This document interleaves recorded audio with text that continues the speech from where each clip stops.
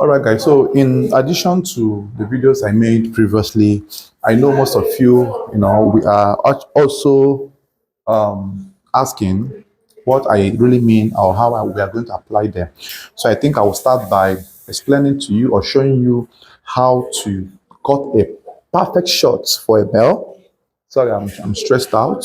So, how to cut a perfect shot for a bell using that same fabric, that same formula I explained to you. So, in this video, we are going to learn how to grab a perfect shot for a bell and also see how to use some tools like the square rule and other rules we have. So we are going to be dropping the crotch by 1 inch and increasing the hip by extra 2 inches. Learn this, so kindly watch the very end and stick around so that you can learn how we are going to draft a perfect nail shot that will give you a perfect fit, perfect everything. Let's go to the drafting proper. All right, guys. So here we want to show you one important thing you need to know on drafting. So this is going to be done with a short, but then it can still be replicated while making a trouser, right? So this is also a way to show you how to draft a perfect male short. Now this tool I have here is called your square rule. Now it helps you to get a perfect edge and baseline. In most cases, you might not be able to get a perfect line if you don't use this. So if you want to get a perfect line, you must get your square rule. So this is mostly used in marking out your baselines and your 2 inches for the folding or hemming, right? So this is one of the perfect ways you can get a perfect base and side lines. Then while you use your regular long ruler to square it up. So this is a perfect tool to have. They have the wooden version and the plastic version, and I prefer the iron version. So here, after you have gotten your baselines with that square rule, you now extend your lines as well. You gently extend your lines just this way. So once the lines has been extended, then you mark the length of your short. Now this short length I have or I want to use will be a short length from your waist to your knee line. From your waist point to your knee line. So which I have to be from here to my knee is 23. So here you mark 23 or 24, depending on your customer's length, right? So this must be gotten from your customer's measurements. Then you mark out the line all through this way. So like I said, I want to show you a lot of things in this video. So kindly watch the very end and don't forget to like, share, and subscribe to my channel. So here, after you have marked out this line, now the next you will do is to get your crotch. Now, in my previous 2 videos I've dropped on the channel, I have talked about how to get crotch and I have talked about the different types of crotch for different fabrics of different type of outfits. So this person, his crotch is 11, right, for a regular trouser. So I will not do it 11, I will make it 12. I will drop the crotch by 1 inch, 1.5, or even 2 inches to give me that freedom on the crotch region, right? So here, I will mark the crotch to be 12.5, right? And his hips has been 50. Like I increase to be 50, right? So here you extend the line all through this way, and then here I will now make use of 50, which is an excess of the hip measurement from the original hip of the client. So the hip is 48. I added extra 2 inches to it for the short effect, right? So here is maybe 50 extra 2 inches. Now, if you observe, there are some shorts you make, the knee is fitted and everything. But then if you're making that type of short as well, you can still, mark here 1.5 inch inwards, then mark the knee circumference to be the measurement you took, the knee is always bigger, way bigger than the regular knee, right? So if your knee is 18, the knee of your short should be around 20, 21, 22. Depends on your customer's choice though. But this particular short, the knee, we don't need to mark the knee. We're having a very free short. So here it will go straight from the extra inch of my hip measurement. It's just a free, very free shot. Now the waist circumference will be added. So the waist is 40, that's 10 divided by 4. You mark and add extra 1 inch to it. So then connect the waistline to your crotch hip measurement. Now, note importantly that if you are making a female short, you don't need to mark the waist from here.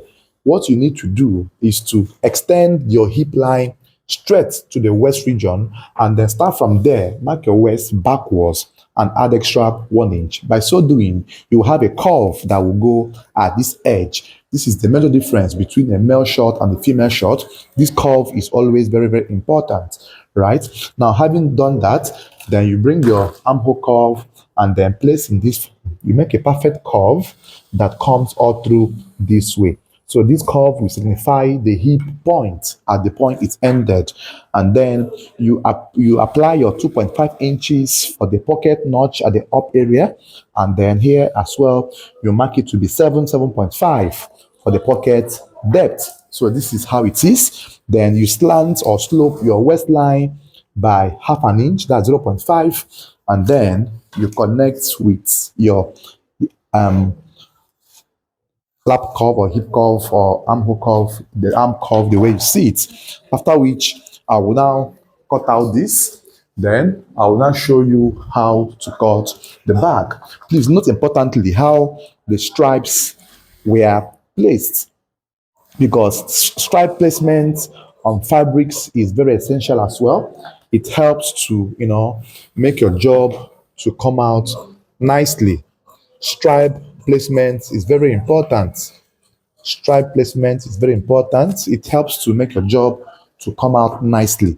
As you can see how I place the other stripe at the base and then place this other one at the up region, right? It's very essential you learn how stripe placement is best done. So here, this is all we have for our drafting. Then notch the pocket region and then remove the little baseline which was marked out from the beginning of your draft.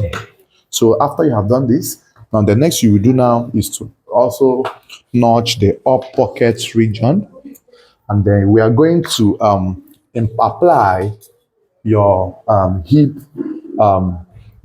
use cut the back panel, right? So let's start with the back panel. So you drag out the shorts in this form. Now, because we want this to be at the base, we are going to turn this fabric downwards this way. Please, very important, right? So that you don't mistakenly put the stripe to be at the waist region, because we are used to turning the fabric the other way around. So here you place this short in this form, also making sure that it's perfectly corresponding. These stripes must tally. Please make sure they are tallying, right? They must tally. So once it comes in this form, and then what you will need to do now is to extend this crotch line here as well, just like this, and then add 2.5 on shorts, 2.5. Then at the base you can add 2 inches here.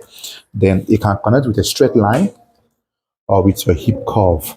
So the reason you need to add 2.5 at the crotch here is because of the ease effects you might still wish to have. And then here you mark 1.5, and here you also mark 2 inches, and then use your hip curve as well. Then connect this, it goes in this form. After which, raise here by 2 inches, After you have it by 2 inches, you connect from here to this very point. This is for this. And then use your armhole curve as well. And then curve it very, very fine. It goes all through this way. So after this, then you also cut it out. So as you can see how simple this is. So the major thing I showed you here now is that whenever you're making a short for a male, you need to increase the hip measurement and also increase the crotch depth, please, by at least extra 1 inch deep for the crotch and extra 2 inches for the hip. And this increment must be done before division, right? If you want to add 1 inch, that means you will do it after division. If you want to add extra value, you can do it before division. So here, this is a simple way to cut your shorts and it will come out perfectly. Then cut this out, and then you now cut out the sides just this way. So the next we are going to deal on here now is to cut the components like the band, the flap, the pocket facing, and everything, which follows the regular pattern of our trouser, right? It follows the regular pattern of our trouser. But then look at how beautiful this pattern is. So here we bring out our fabric this way, and then we are now looking for the band. So to cut the band, it's just as simple as ABCD. So mark out a baseline as well in this form, and then measure 4.5 this way. Measure 4.5 this way. After the 4.5, connect the lines as shown all through this way. You cut it out. So this will serve you for the band. You cut it out as well.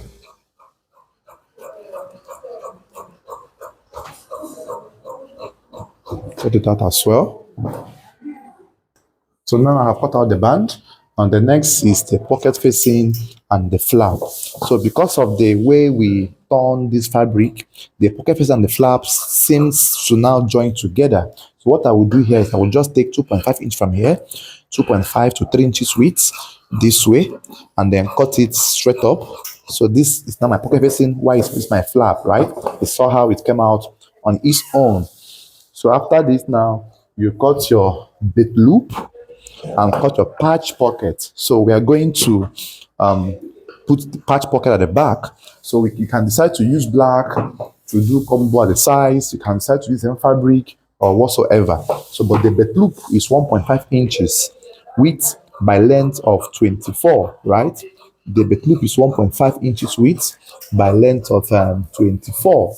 That's for the bit loop right here. And then we are done with the drafting. So the next you will see will be the gumming of this outfit and subsequently the sewing. Don't forget to like, share, comment so you can get notified when I make or post new videos. Thanks for watching. Bye bye for now.